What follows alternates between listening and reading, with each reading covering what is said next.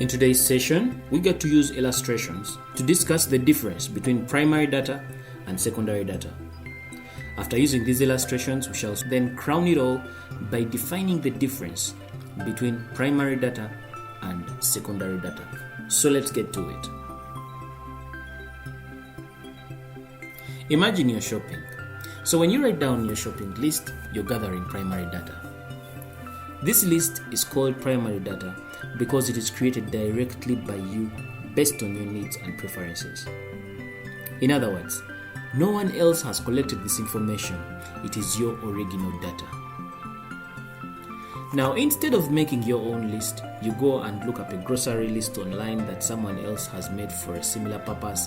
You be using secondary data. Secondary data in this case refers to the information that someone else has gathered and made available for you to use. Let's move on to another illustration. Let's now imagine that you are in school. The grades you receive on your tests and assignments are primary data. They are primary data because they are directly recorded based on your individual performance by your teacher. But if your school publishes an annual report that shows average grades for your entire class or grade level, and you use this annual report to see how you are performing in comparison to your colleagues, then you're using secondary data. We call this secondary data because the data was collected and analyzed by the school and not directly by you. Another illustration here. Let's assume you have some fitness goals and you want to make some physical exercises once in a while. When your fitness tracker records the number of steps you take or the hours you sleep, it's collecting primary data. We call it primary data because this information is specific to you and it's gathered in real time by the device on your wrist.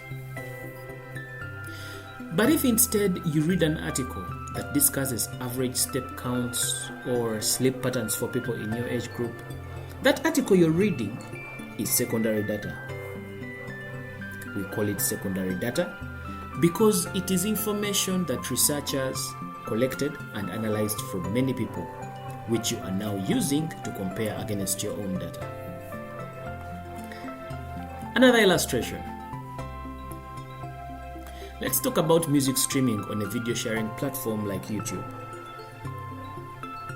Every time you listen to a song, the YouTube streaming service collects primary data on your listening habits.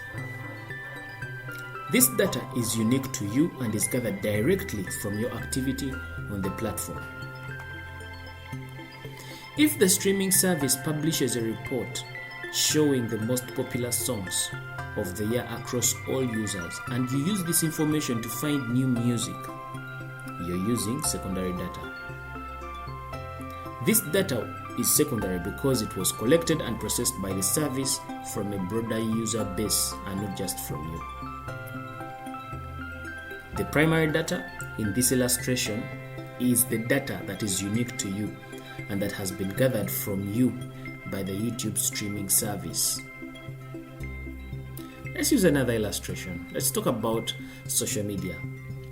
When you post a picture or comment on a social media post, you're generating primary data.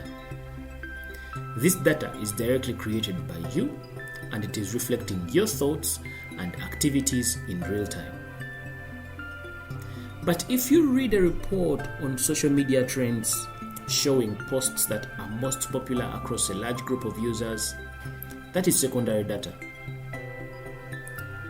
It is secondary data because this report is based on data collected and analyzed by others and not directly by you. So in summary, we can conclude by saying that primary data is the original data collected firsthand by the person or organization that intends to use it. It is specific, fresh, and directly related to the source of the data. Secondary data, on the other hand, is data that has already been collected, processed, and often summarized by someone else. So it is information that you can use, but it wasn't originally gathered by you. This information could be found in reports, in articles, or databases.